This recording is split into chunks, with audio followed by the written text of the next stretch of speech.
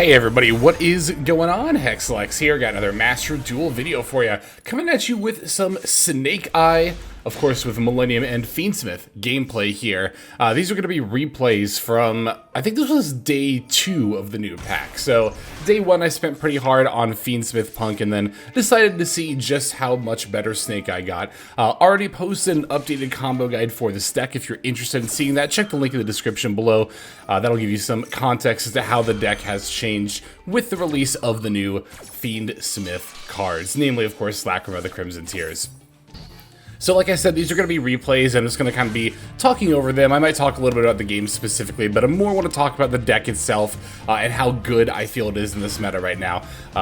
Now, I do definitely think that Snake Eye is the best deck right now. I also think it was the best deck even before Lacrima of the Crimson Tears. Even though Primite Blue Eyes was the most popular, I think that Millennium Fiendsmith Snake Eye was still more powerful by a slight margin. Another thing that I think was definitely true before the Lacrima of the Crimson Tears release was that Millennium Fiendsmith Snake Eye was definitely the most optimal way to play the deck, in my opinion. That's not to say that Azamina is bad, and of course the value of having Ilya Sylvia before you're even in Nibiru range is definitely quite high. But at the end of the day, the Azamina engine really only provides that one, Omni Negate. And yeah, I can get your plays going on top of that, of course. But now, especially now with Millennium and Fiendsmith being starters for the Snake Eye line as well, it's just so much less necessary. Plus, I feel like the Azamina line is more susceptible to hand traps that aren't Nibiru, particularly Valor, Imperm, and Ash Blossom. A lot of the time, if those are used on Move or Shielago, that is a turn ender for the Azamina variant. One of the big strengths about Millennium Fiendsmith Snake Eye in particular is that it can push through hand traps and still set up an actual full board. Because this is one of the only combo decks I've ever played where a lot of the time you have more bodies than you actually need. I'm kind of in that situation right now with the Millennium Golem here. It's just kind of been chilling on my board throughout my whole combo because I haven't really needed it, honestly, up until this point. And in fact, I'm even going to have to make a Nightmare Phoenix here just to make room to have the Flamberge on my board as well, right? So there are a lot of times where you actually end up with so many extra bodies that your plays become a little bit unoptimal, which is wild. It's such like a first world problem for a deck to have, but that's the state that Millennium Fiendsmith Snake Eye is in. So that's why this deck, I think, one of the reasons, of course, why this deck is so good. Because really, if you look at the end board here, it's not that much more powerful than anything else that any other deck is doing. I don't even think it is more powerful than stuff that other decks are doing. A 2 or 3 material Appaloosa paired with an Omni Negate and then one other disruption, that's pretty standard for meta decks right now across the board, not just Snake Eye. However, again, what I think makes this Millennium Fiendsmith Snake Eye deck so good and the most powerful deck is the fact that it can achieve this board even if you get Valored and sometimes also hit with a second hand trap. At that point, you're probably looking at a 2 material Appaloosa instead of a 3 material Appaloosa, but it's like, oh darn, It's just such a strong deck. And like I touched on before in my I Love Snake Eyes video I made a little bit ago, another reason I really love this deck so much is that in that regard of playing through hand traps, it feels very rewarding, right? Like, this deck definitely feels like it rewards you for knowing how to navigate through negates and through hand traps, and that's just something I really appreciate. There are a lot of decks that just get stonewalled by a single negate or hand trap, or even 2, and there's not really much you can do about it, no matter how good at playing the deck you are. But Snake Eye is one of those decks where, like, I'll play against mirror matches on ladder where people play not optimally, and they do end up losing to a single Ash Blossom, like the original Sinful Spoils or something, because they, like, overextended beforehand, It is definitely, it's not just possible, it happens all the time, so I really do feel like Snake Eye is a deck that rewards you for the knowledge. To be fair, it is also a deck you can play with relatively little knowledge and still do reasonably well, but it also definitely has a pretty high skill ceiling as well. This is actually another good example of why I really like the Millennium engine. In situations like this, where you're up against a couple of floodgates, I mean, to be fair, these two are kind of doing the same thing, as well as a bunch of back row, you know, the Millennium engine is really nice because it puts a lot of high attack bodies on board without really, you know, having to do any like comboing, right? Of course, like the quote-unquote pure Millennium / Unstoppable Exodia deck plays a lot of these like macro, defissure, and other floodgates, so being able to push through those with your own engine as the Snake Eye deck is quite good.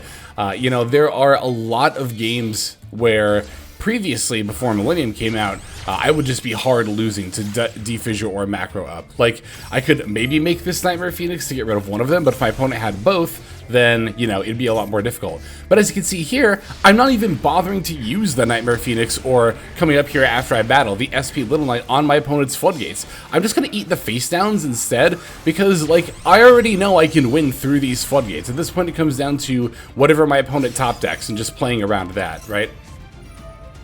If you're wondering why they had Call By and Cross Out with the defissure and macro, I thought that was weird too. This opponent's on Cash Tira, so they're not like a dedicated stun deck. They're just playing the banish, you know, cards because they're Cash Tira. But yeah, I mean, I just really appreciate how versatile this deck is. There are two things that I really value in a deck, and neither of them are power level, funnily enough. The two things that I value most in a Yu-Gi-Oh deck are, first of all, consistency, particularly in Master Duel's Best of One format. That is always going to be the most important thing. Do you have enough starters to be able to go first or you know, every single time and have plays? Are you having enough hand traps to go second and have disruption every single time, ideally?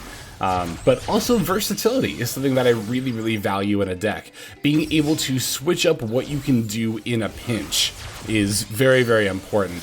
And I think Primite Blue Eyes is almost kind of the antithesis, where its lines aren't hugely varied, right? Like, even if you open starters plus multiple extenders, you're still not only going to be ending on a similar board, but you're going to be doing it in about, you know, the same way that you would normally do.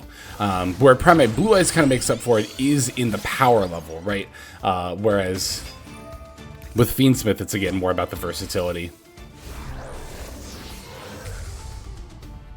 Yeah, so for this game in particular, I am going for the Chorozo line. I do it in a little bit of a different way than I illustrated in the combo guide, because I forgot to use the Fiendsmith's Requiem equip effect, but you can use the sequence equip effect here, and it's fine. This is actually something else I wanted to talk about, this whole Magistus Chorozo and Lina into Infernal Flame Banshee. How worth it is it? Is this needed? I definitely don't think it's needed.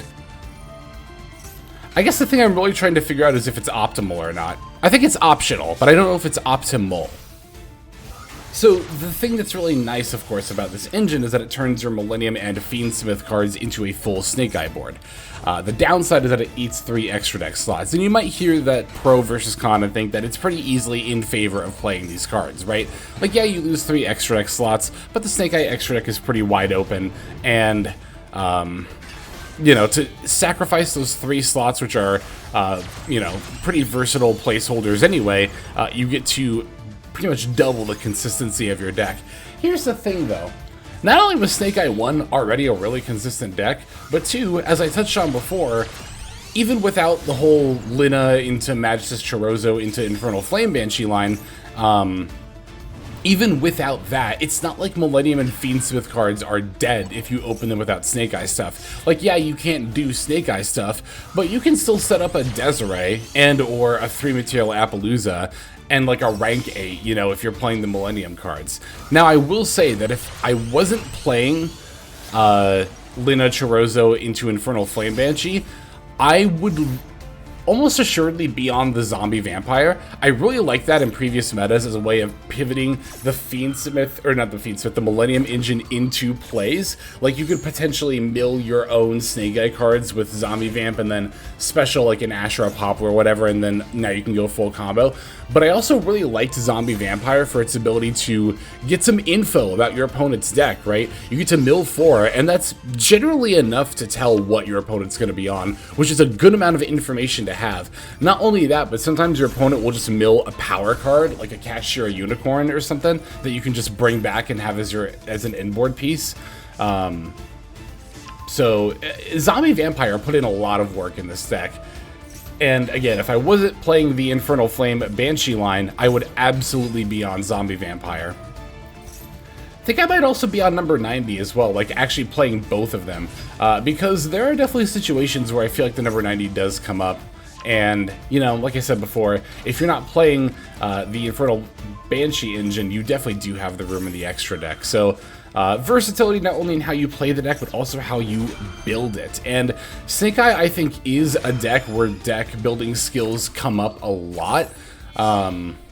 Deck building skills, I think, is a thing that's generally undervalued in Yu-Gi-Oh! But you might hear me say that for Snake Eye, it's particularly important and think, well, how could it be? You play Snake Eye, you play Fiendsmith, you play Millennium cards. It's that easy. But there always comes the ratioing, right? Ratioing your number of starters, your number of hand traps, so I go over 40 to accommodate this. I'm actually playing 43 cards, and I'm still not playing as many Millennium starters as I would like.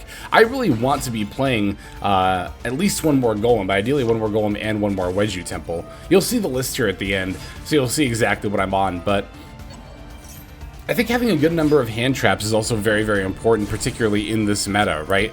So I guess that's really where it's not even only happening with Snake Eye, it's happening with a lot of decks I'm building nowadays, where I find myself more and more tempted to go over 40 to make sure that my ratio to starter, or my hand trap to starter ratio is looking good. You gotta be thinking about going both first and second, right? It's something that you have to keep an eye on both ends. But you can't, like, over-prioritize either, because if you over-prioritize going second, all of a sudden you're maining 3 Evenlies in every deck, which is definitely a mistake, in my opinion. There are decks where Evenly is good, but certainly not every single one of them. And even if you're prioritized on going first too much, that's something I've been very guilty of in the past, even the very recent past, of, you know, focusing a little too much on how many starters I'm playing, and then all of a sudden I'm going second, opening hands full of starters and extenders, and I'm like, oh yeah, I need to have hand traps too. So it's a balance, you know? All about finding that balance. Oh, this is a game against the Blue Eyes here where Ghost Ogre really shines. This exact interaction is why you see so many people playing Ghost Ogre now, because you can destroy the True Light, which means it won't set, and then you also get to pop whatever's on their board. It's so powerful. Here, I absolutely should have Ash Blossomed the Roar, but I just forgot that Maiden of White would revive, and I thought it was maybe bait and they were going to try to use Wishes, but no, they're just going to Synchro Summon here. And at first I was a little worried that they were gonna dodge my nib, but then they decided to just play right into it with the Magnum Hut here anyway. I was very, very grateful to my opponent for that.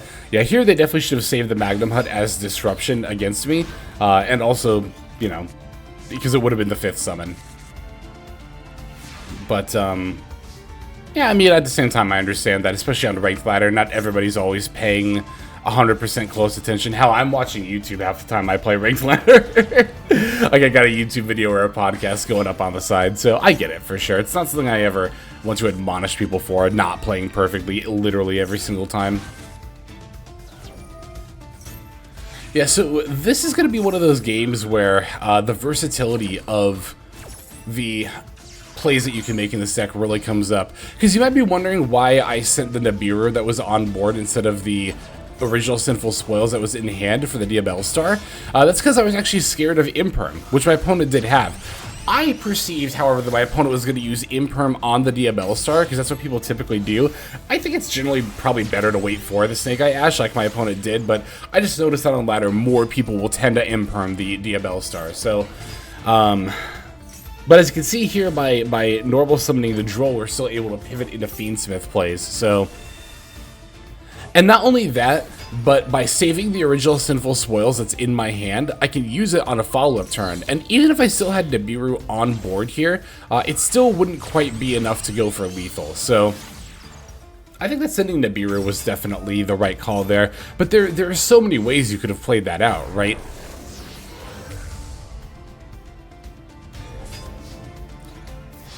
Alright, here we're swinging in for 4K. And yeah, with my opponent having already made all of their plays and their hand is just leftovers plus Ether Barrel that they just searched, right? I'm very confident that between my Desiree's Omni Negates and Ghost Ogre and Ash Blossom that will be good to go. It's really annoying that you can't Ghost Ogre Lordly Load on the search effect, because Ghost Ogre can only be used against a spell or trap card that is already face up on the field. If they are activating a continuous spell card from set or from their hand, they're not activating the effect of a spell or trap card that's already on the field, they're just activating the spell card. So if you've ever wondered why you can't Ghost Ogre for something like a Lordly Load that's activating its search effect, that's why, because that search effect is used when Lordly Load is activated, and Ghost Ogre can only be used when a face-up spell that has already been activated is activating its effect. Those are two separate things. It's a little bit confusing, but it's once you play enough games with Ghost Ogre, it becomes, you know, intuitive enough. My hand trap situation is a little bit all over the place with this deck, mostly because I'm still trying to figure out what hand traps I think are good in this meta. So, like, in the previous meta against Primate Blue Eyes, I was off Valor and Imperm.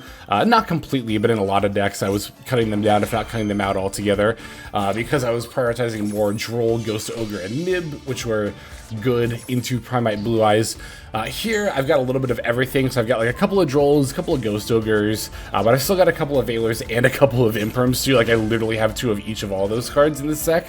So as the meta progresses and we start to see what becomes more popular, then I'll definitely refine those hand trap ratios and try to be more targeted against the meta. I am also playing Gamma in this deck, by the way. I never saw it or Driver, but Gamma's been used in a lot of Rating Duel top 10 decks, especially in Snake Eye and Yubel, in the past couple of months, even since it got limited. So I think suffice to say, if you were playing Gamma in your deck when it was still at 2, it's probably just correct to still be playing it even though it's at 1. That seems really counterintuitive, you know? Like, oh, am I really going to be playing this Driver to play a 1-of hand trap? And the answer is actually yes. But I think that it's true for Snake Eye and Yubel, not just because Gamma is live for them more often, but also because of what they can do with the Driver if they draw it. You know, Yubel can discard it with Gates. Snake Eye, particularly the Millennium variant, can put it in the spell trap zone with Wedju Temple. Both decks can potentially play 1-for-1. I really don't think you need 1-for-1 in Snake Eye anymore. The deck is definitely consistent enough. Although I will say, if you're not playing Chorozo Lina into Infernal Flame Banshee, then I would consider 1-for-1 more heavily. But in this kind of a deck in particular, with this engine, I don't think we need it at all. But yeah, there are definitely things to do with the Driver in both those decks. So it's not like the card's like just 100% dead. And yeah, I mean, obviously you would rather open something that's live, like a starter or extender or a hand trap, but there also are a lot of times. Take the first game from this video, for example. I didn't really point it out, but in that game, I opened a Golem to search Wedju Temple, but I didn't activate the effect of Wedju Temple. I just sent it off for original Sinful Spoils, because the only 2 monsters in my hand were Ash Blossom, which I wanted to potentially counter Sea or Fuelos, and Flamberge, which I need to be able to summon from hand or deck off of Oak's effect. So there are a lot of times where you need to have like a discard, or in the case of this deck, something to place with Wedju Temple, and you just don't have anything that you can actually afford to get rid of. And that's where Driver, if you happen to open it, can come in handy. So, yeah, having Driver in your deck is definitely not as bad as it seems, and especially if you're playing over 40. You know, while I didn't draw Gamma, I also didn't draw Driver a single time during any of this, the games in this play session. So, yeah, pros and cons, you know. But I think in the case of Gamma, the pros outweigh the cons. Yeah, speaking of Yubel, we're actually playing against it here. Had a little nice bit of diversity here. I should have pointed the opponents out as I was playing against them. But first game was against Tyr, second was against Cash. Third one was against Tempai, that's right, Sky Striker Tempai. And then we saw Primate Blue Eyes as well as Yubel. I did have games against the mirror match, but I've noticed that it feels like more often than any other deck, probably because they know what's up. My Snake Eye mirror match opponents will concede pretty quickly once I push through their first hand trap. So I didn't really get many quality games against the mirror, unfortunately. Alright, so this one's going to be our last duel, and here is the deck list here. Like I said, 43 cards, playing quite a few hand traps. Would still like to accommodate some more starters from the Millennium side as well. As always, I'll continue to adjust this build as the season progresses.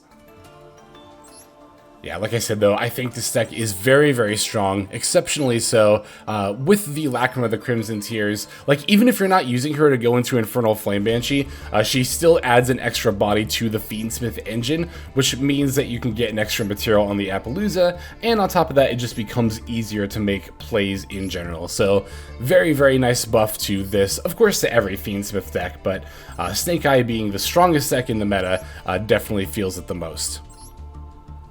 Alright, so we are coming up on the tail end of the video here. As always, if you have any questions about the list, you know, feel free to throw them down in the comments below, or if you have any suggestions on not only the deck list, but gameplay as well. I'm always open to criticism when it comes to that kind of a thing. Don't ever be shy about that. Of course, I ask that you don't be rude as well. Let's keep it constructive. But I haven't said this in a while, but I still definitely think it's true. One of the reasons that I feel like I'm able to grow so much as a player is because of the YouTube videos, right? Not only looking back at my own games and getting to see the misplays I made for myself, but also having, you know, multiple different pieces of input coming in from people is a wonderful insight that I am very, very grateful for. So thank you all so very much. But yeah, I think that's just about gonna do it for this one. Thanks for watching as always. And yeah, why don't we go ahead and just move on now to our outro. Hey everybody, Hexlex here. Thank you so very much for watching all the way to the very end of the video, which by the way is one of the best ways to support the channel. Speaking of supporting the channel, take a look at the names on screen. These are folks who have been so generous as to either join as a YouTube member or subscribe over on patreon.com/Hexlex to support. There's also perks for doing so.